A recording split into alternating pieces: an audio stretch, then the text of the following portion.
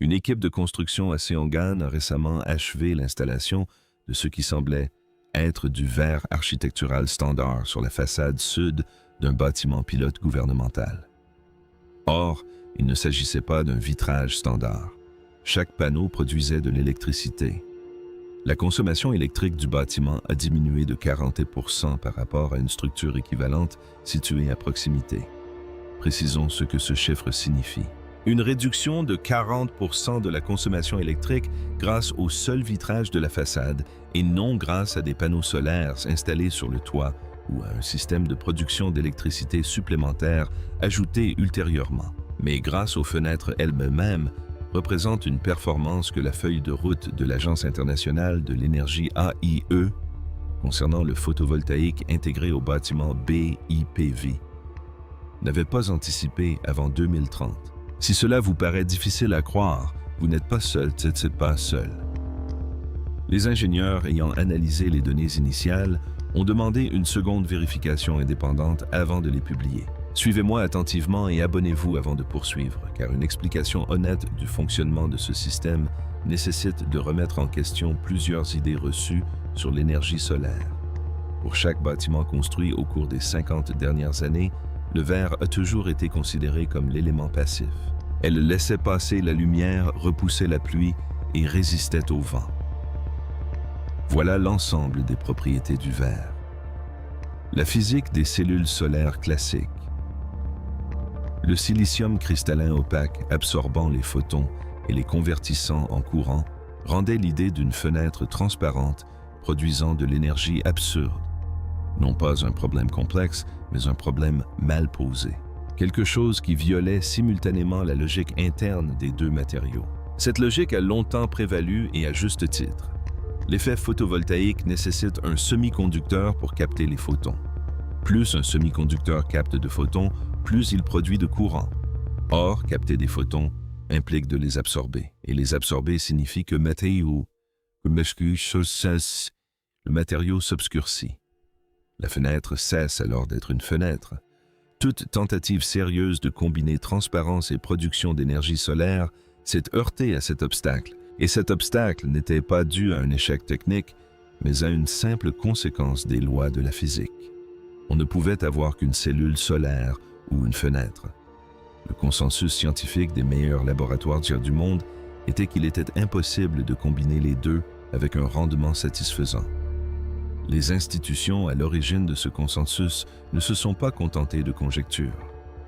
Le Laboratoire national des énergies renouvelables du Colorado, l'Institut Fraunhofer pour les systèmes d'énergie solaire de Fribourg et l'initiative énergétique du MIT ont consacré près de 20 ans à cartographier ce compromis avec précision.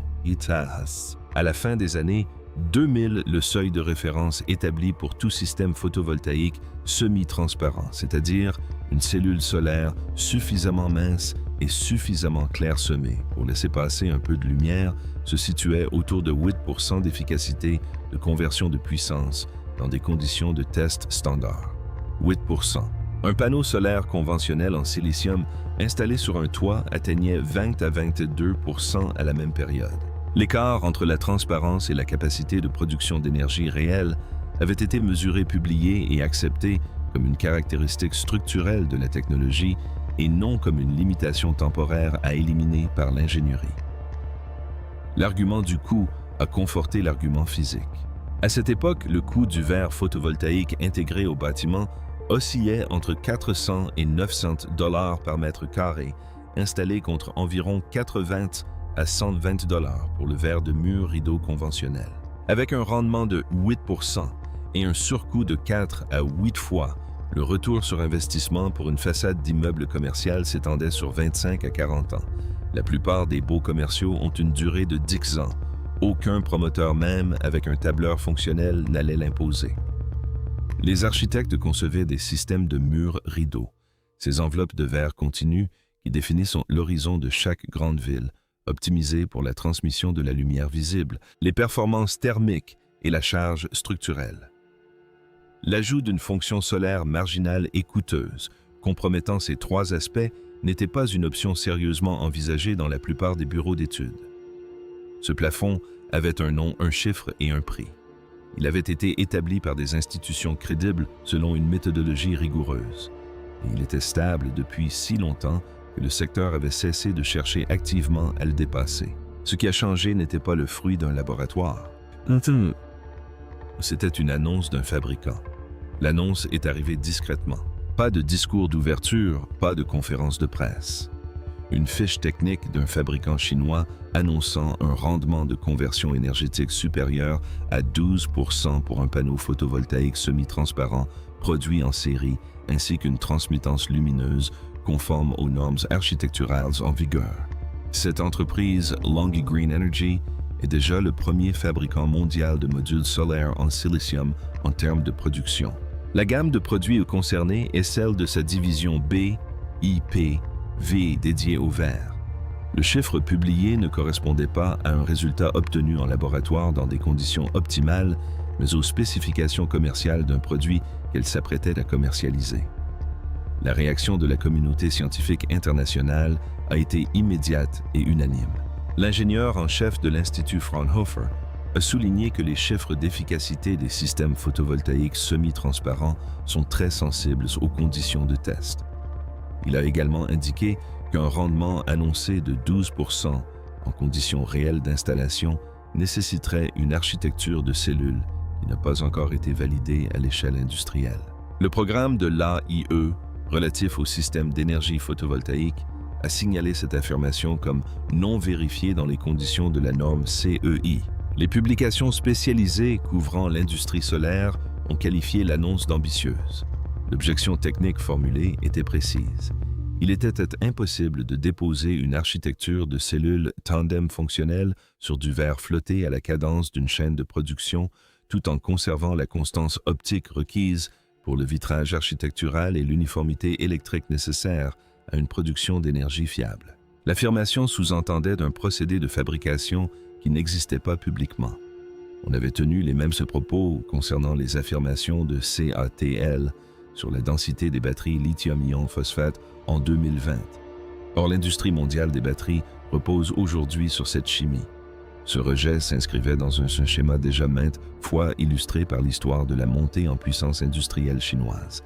Ce que les commentaires externes ont occulté, c'est la véritable portée de cette annonce. Il ne s'agissait pas du résultat d'un prototype ni d'un article de recherche, mais du cahier des charges d'une opération de fabrication verticalement intégrée qui avait fonctionné discrètement pendant près d'une décennie. Longi n'avait pas commencé par le verre. Ils avaient commencé par la cellule. Leur technologie de silicium à hétérojonction développée grâce à des années d'amélioration progressive sur des lignes de modules standards avait déjà permis de dépasser les 26% d'efficacité des cellules uniques en conditions de laboratoire, un record mondial à l'époque. Le programme de verre BIPV consistait à appliquer cette chimie cellulaire à un nouveau substrat au sein d'une entreprise qui possédait déjà les relations avec la chaîne d'approvisionnement, en verre flotté, l'expertise en matière d'équipement de dépôt et le volume du marché de la construction nationale nécessaire pour absorber le coût de l'apprentissage d'un nouveau processus à grande échelle. Cette combinaison, chimie cellulaire, infrastructure de fabrication et un marché intérieur suffisamment vaste pour servir de terrain d'essai, n'avait été réunie par aucun concurrent occidental. Le rejet a traité la demande commune.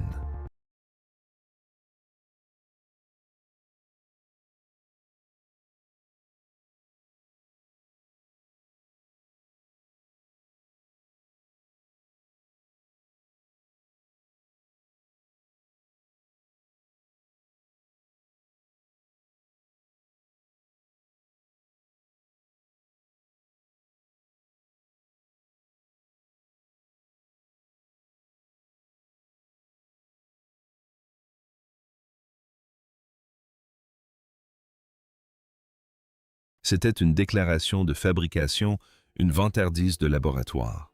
Mais ce que la fiche technique n'expliquait pas, c'était comment ils avaient réellement résolu le problème de dépôt. Pour trouver la réponse, il a fallu examiner l'intérieur de l'usine. Le problème fondamental de la fabrication du verre pour les cellules photovoltaïques intégrées au bâtiment B, IPV, n'est pas d'ordre chimique. La chimie des cellules de silicium à hétérojonction est connue depuis des années. Le problème réside dans la vitesse. Une ligne de production de verre flotté fonctionne en continu. Le verre en fusion s'écoule sur un bain d'étain liquide s'étale pour obtenir une épaisseur uniforme et descend le long d'une couche de recuit à température contrôlée avec précision à une vitesse mesurée en mètres par minute. L'ensemble du processus est optimisé dans un seul but, produire un verre optiquement irréprochable au coût le plus bas possible par mètre carré. Arrêter cette chaîne de production ou la ralentir pour appliquer une couche de cellules photovoltaïques à l'aide de procédés de pulvérisation cathodique par l'hôte conventionnel. La méthode utilisée dans la plupart des fabrications de panneaux solaires à couche mince éliminerait l'avantage de coût qui fait du verre flotté le matériau de construction par défaut pour tous les projets commerciaux sur Terre. Vous ajouteriez une étape coûteuse et chronophage à un processus dont tout l'intérêt réside dans son fonctionnement continu. L'approche conventionnelle tentait de résoudre ce problème en traitant le verre et la cellule comme des étapes de fabrication distinctes. Produire le verre, le découper, le transporter vers une installation distincte, appliquer la couche cellulaire dans un environnement de production par l'hôte contrôlé, puis le réintégrer dans la chaîne d'approvisionnement du vitrage. Chaque étape de manutention supplémentaire engendrait des coûts supplémentaires, un risque accru de casse et un allongement des délais. Il en résultait un produit techniquement fonctionnel, mais non compétitif sur le plan commercial. L'équipe d'ingénierie des procédés de Longi a alors mis au point un système de dépôt chimique en phase vapeur à pression atmosphérique, APCVD, conçu pour fonctionner directement sur la ligne de production de verre flotté. Imaginez-le non pas comme peindre un mur au pinceau panneau par panneau, mais comme faire passer le verre dans une chambre de brouillard de précision à la vitesse exacte à laquelle il se déplace déjà. Les précurseurs chimiques des couches cellulaires sont introduits sous forme de vapeur contrôlée dans des zones de température spécifiques le long du circuit de production existant. La fabrication du verre ne s'arrête pas. Le processus se poursuit sans interruption. La chimie des cellules se lie uniformément à la surface, car l'environnement de dépôt se déplace à la même vitesse que le substrat qui le traverse. Sur le site pilote de Longisa à Xi'an, le procédé APCVD en ligne a démontré une déposition cellulaire homogène à des vitesses de production supérieures à 8 mètres par minute, avec un rendement de conversion de puissance de 13,1% mesuré selon la norme IEC 60 et 1853 sur l'ensemble d'une production. Il ne s'agissait pas d'un échantillon, mais d'une production complète. L'homogénéité optique de la surface revêtue répondait aux normes G/B/T pour les vitrages architecturaux destinés aux façades rideaux commerciales. Il ne s'agit pas d'un revêtement appliqué à une fenêtre. Il s'agit d'une fenêtre conçue autour d'une cellule photovoltaïque. Le problème de dépôt a été résolu. Mais la résolution du problème de dépôt rapide a engendré un second souci aggravé par la première solution. Ce souci résidait dans la partie du spectre lumineux utilisé par l'œil humain. L'architecture à cellules tandem qui a rendu possible le dépôt en ligne absorbait les photons sur un large spectre. C'était là tout l'intérêt. Une cellule supérieure en perovskite capturait les photons de haute énergie tandis qu'une cellule inférieure en silicium à hétérojonction captait le reste. Les deux couches fonctionnaient en séquence pour extraire le courant de la lumière incidente dans sa plus grande partie possible. Le problème était que le spectre visible, les longueurs d'onde comprises entre environ 380 et 700 nanomètres sur lesquels fonctionne la vision humaine, se situait précisément dans la plage d'absorption de la couche de perovskite. Le verre issu de la chaîne de production était teinté, légèrement sans être opaque, mais suffisamment. La transmission de la lumière visible mesurée sur les premiers échantillons de production se situait entre 20% et 28%. Ce chiffre était non conforme aux normes d'éclairage naturel en vigueur dans la plupart des grands marchés du bâtiment. Il était également inférieur au seuil subjectif en deçà duquel les occupants d'un bâtiment expriment de manière fiable leur insatisfaction quant à leur environnement de travail. La contradiction apparente était à la fois limpide et dérangeante. Plus la cellule absorbait efficacement la lumière, plus le verre s'assombrissait. Plus le verre était transparent, moins il produisait de courant. Tout ajustement dans un sens dégradait les performances dans l'autre. La solution classique acceptée par l'ensemble du secteur consistait à choisir un point sur la courbe de compromis et à s'en contenter. Accepter un rendement moindre pour une transparence acceptable ou un verre plus foncé pour une puissance de sortie significative, aucun fabricant n'avait réussi à échapper à cette contrainte. La solution développée par l'équipe des matériaux de LONGi ne cherchait pas à contourner cette contrainte. Elle modifiait simplement ce que la cellule était censée absorber.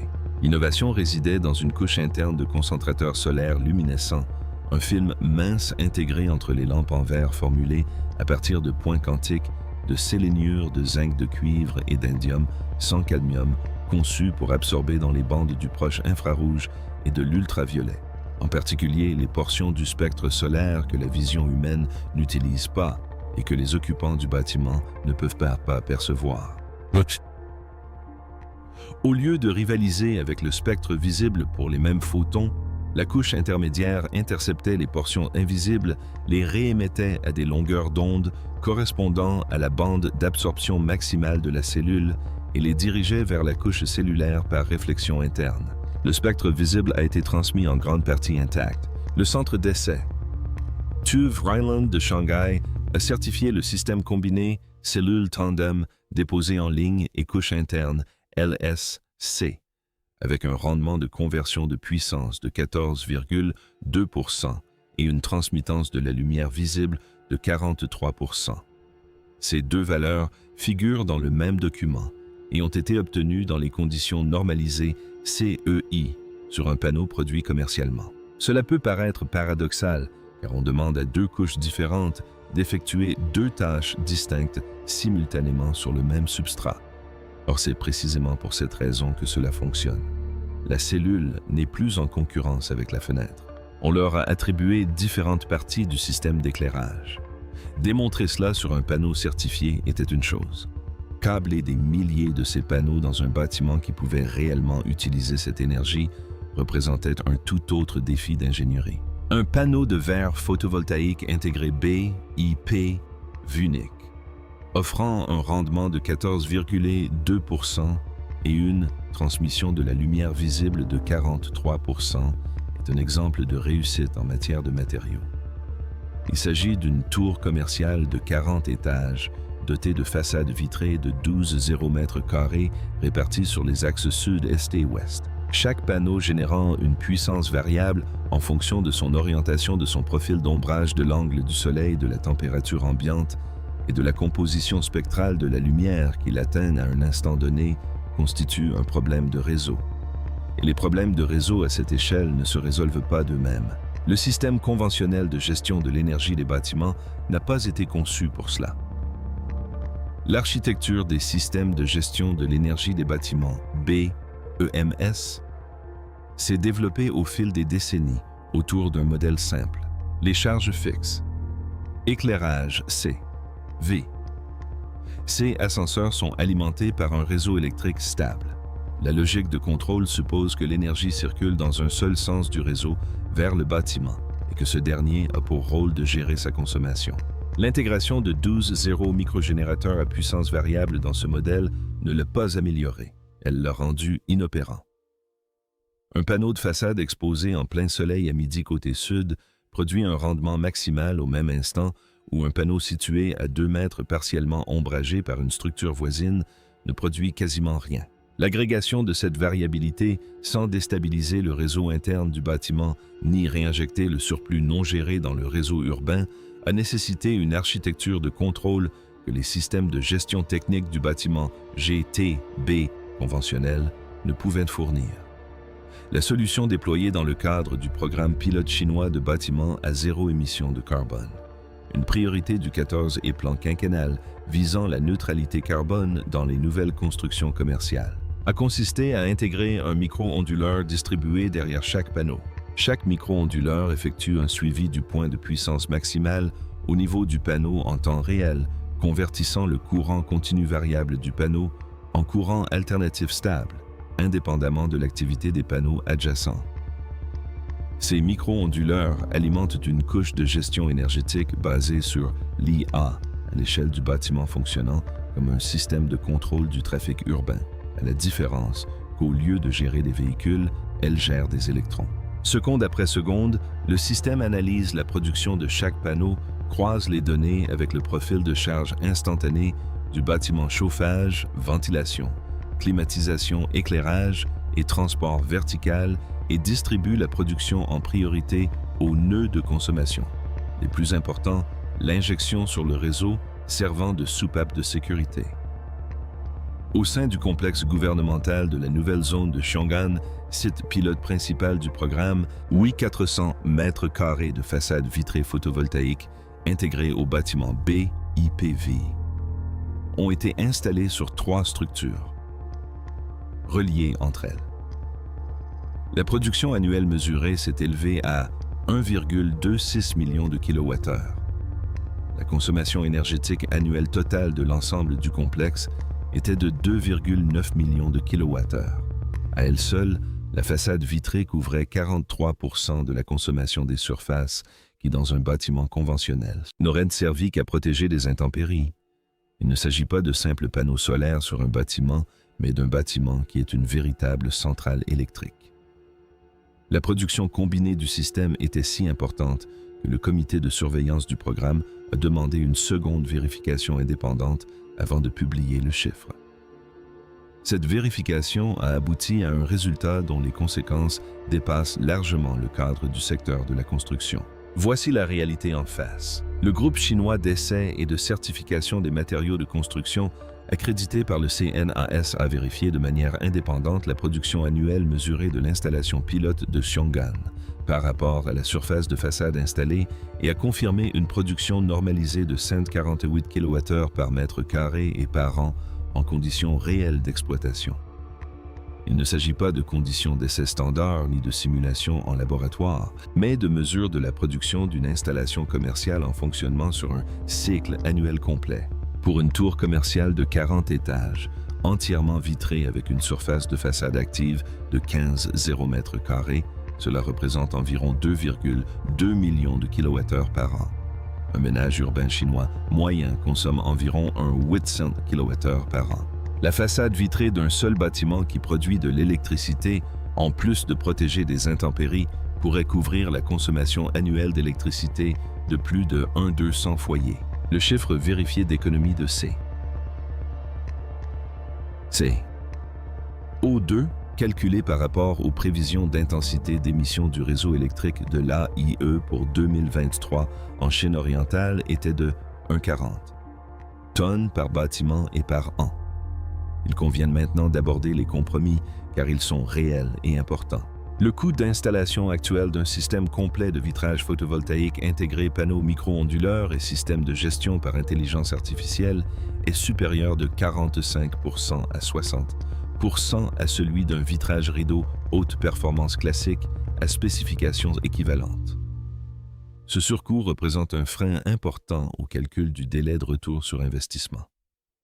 Au prix actuel de l'électricité sur le marché, le délai de retour sur investissement se situe généralement entre 14 et 18 ans pour un bâtiment commercial standard. La dégradation de l'efficacité de la couche supérieure de la cellule en perovskite est d'environ 0,6% par an lors de tests de vieillissement accéléré plus rapides que celle du silicium cristallin conventionnel qui se dégrade d'environ 0,3% à 0,5% par an. Les cadres réglementaires du bâtiment qui permettraient de spécifier le verbe BIPV comme un système énergétique principal plutôt que comme un complément auxiliaire n'existent pas encore dans l'UE aux États-Unis ni sur la plupart des marchés d'Asie du Sud-Est. Il ne s'agit pas de simples notes de bas de page, ce sont des contraintes réelles au déploiement en dehors du propre système de construction chinois. Et pourtant, ce chiffre de production vérifié existe. La certification indépendante existe. Une installation commerciale fonctionnelle répartie sur plusieurs structures interconnectées a produit un résultat de production normalisé que la feuille de route technologique BIPV de l'AIE n'avait pas prévu pour les produits commerciaux avant la fin de cette décennie. Le verre générateur d'électricité à l'échelle architecturale n'est plus un simple projet de recherche. C'est une réalité certifiée, installée et mesurée. Et la question de la suite des événements ne relève plus des ingénieurs. Il appartient aux institutions, aux marchés et au gouvernement de décider des mesures à prendre. Selon le dernier rapport de l'AIE sur le Secteur du bâtiment. Les bâtiments sont responsables de 37% des émissions mondiales de dioxyde de carbone liées à l'énergie. Ni les transports, ni l'industrie lourde, mais les bâtiments. Le stock existant de surfaces construites qui se chauffent se refroidissent. C'est clair était ce ventile. 24 heures sur 24 dans chaque ville de la planète, grâce à des systèmes énergétiques conçus en grande partie avant l'existence des objectifs climatiques. L'enveloppe du bâtiment. La toiture, la façade et les vitrages constituent la plus grande surface inexploitée pour la production d'énergie décentralisée dans le secteur du bâtiment. C'est également la surface que toutes les normes sérieuses en matière de bâtiments à consommation énergétique, quasi nulles de la directive européenne sur les bâtiments à consommation énergétique, quasi nulles au référentiel Green Mark Platinum de Singapour, ont identifié comme le prochain défi de performance incontournable. Le résultat de Chongqing s'inscrit pleinement dans ce contexte. Les régions qui suivent la situation de près ne sont pas celles auxquelles on s'attendrait. Le Moyen-Orient, où la construction de gratte-ciel à dominante de verre s'accélère à Riyad, Dubaï et Doha à un rythme sans précédent, bénéficie d'un ensoleillement suffisant, d'un volume de construction important et d'une politique nationale de transition énergétique qui rendent le verre photovoltaïque intégré au bâtiment BIPV commercialement attractif à grande échelle si sa rentabilité se maintient à son niveau actuel. L'Asie du Sud-Est présente un cas similaire, une urbanisation rapide, un fort potentiel solaire et un volume de construction commerciale qui croît plus vite que l'infrastructure de réseau électrique conçue pour le desservir. Au sein de l'Union européenne, la directive révisée sur la performance énergétique des bâtiments, qui exige que tous les nouveaux bâtiments commerciaux soient équipés pour la production d'énergie solaire à partir de 2030, a créé un signal de demande réglementaire sans réponse adéquate de l'offre intérieure pour le moment. Ce que l'adoption requiert réellement, ce n'est pas le brevet. Les brevets existent. Ce que l'adoption requiert, c'est l'ensemble de la chaîne de valeur verticale. Capacité de production de verre flotté. Capacité de dépôt de cellules en ligne, chimie de la couche intermédiaire de points quantiques à volume de production, intégration de la chaîne d'approvisionnement des micro-onduleurs et une couche logicielle de gestion de bâtiments par IA suffisamment mature pour gérer la variabilité des installations réelles. La Chine a consacré environ une décennie à assembler cet ensemble au sein d'un marché de la construction nationale suffisamment vaste pour absorber les coûts liés à la courbe d'apprentissage de chaque composant. Aucun autre système ne propose simultanément les 5 couches à l'échelle commerciale. Le plan d'action de l'UE pour le BIPV publié dans le cadre du Pacte vert pour l'Europe reconnaît explicitement l'avance de la Chine en matière de fabrication et n'identifie aucun programme national financé d'envergure équivalente. En 2005, lorsque les entreprises japonaises Sharp et Sanyo dominaient la production mondiale de modules solaires, les producteurs chinois détenaient moins de 5% de la production mondiale. En 2023, ce chiffre dépassait 80%. La transition du verre pour le BIPV accuse un retard d'environ 15 ans sur celle des modules en termes de développement. Cette dernière a nécessité 12 ans. La limite n'a jamais résidé dans les principes physiques, mais toujours dans le système industriel qui les sous-tend. Si vous êtes arrivé jusqu'ici, vous comprenez désormais mieux les systèmes photovoltaïques intégrés que la plupart des spécialistes de la transition énergétique. Et ce que vous comprenez ne se limite pas au verre aux cellules solaires ou même à un seul résultat certifié d'un bâtiment pilote à Chongqing. Ce que vous comprenez, c'est que le compromis entre transparence et efficacité, ce mur qui a défini le domaine pendant 30 ans, n'a jamais été une contrainte physique permanente. C'était un problème d'intégration de la production. Les problèmes d'intégration industrielle ne se résolvent pas en laboratoire. Ils sont résolus par les entreprises qui possèdent l'expertise en chimie cellulaire, l'infrastructure de production et la taille de leur marché national, leur permettant d'absorber le coût d'une solution commerciale. La Chine possédait ces 3 éléments. Aucun autre pays ne les réunit actuellement au même endroit et au même moment. Le procédé de dépôt en ligne a permis de rendre la cellule viable à la cadence de production. La couche interne du concentrateur solaire luminescent séparait le spectre visible de la fonction de génération. Le réseau de micro-onduleurs distribués et la couche de gestion par EA ont transformé 12 zéro panneaux variables en un système électrique coordonné. Et le résultat certifié du compteur 148 kWh par mètre carré par an, vérifié indépendamment sur une installation commerciale fonctionnelle, a confirmé que le système fonctionne en dehors d'un laboratoire dans des conditions météorologiques réelles sur un cycle annuel complet. Si ce type d'analyse vous est utile, si comprendre le fonctionnement de ces avancées et pas seulement constater leur existence mérite votre attention, alors un j'aime et un abonnement sont les moyens les plus directs de nous encourager à poursuivre notre travail. N'hésitez pas à activer les notifications. Nous continuerons à suivre ce sujet de près et le prochain point crucial à surveiller sera le premier appel d'offres d'envergure pour le verre B IPv hors de Chine. Car une fois ce contrat attribué, la question de savoir qui sera réellement capable de le respecter sera rapidement résolue. Une dernière question avant de partir et j'attends vos réponses sincères en commentaire. Je lis tous les commentaires. Le vitrage photovoltaïque intégré au bâtiment représente-t-il l'avenir de la production d'énergie urbaine ou le solaire photovoltaïque distribué sur les toits associé au stockage par batterie reste-t-il la solution la plus pratique pour la plupart des villes du monde? Les deux points de vue sont pertinents. Je veux connaître votre opinion. À bientôt.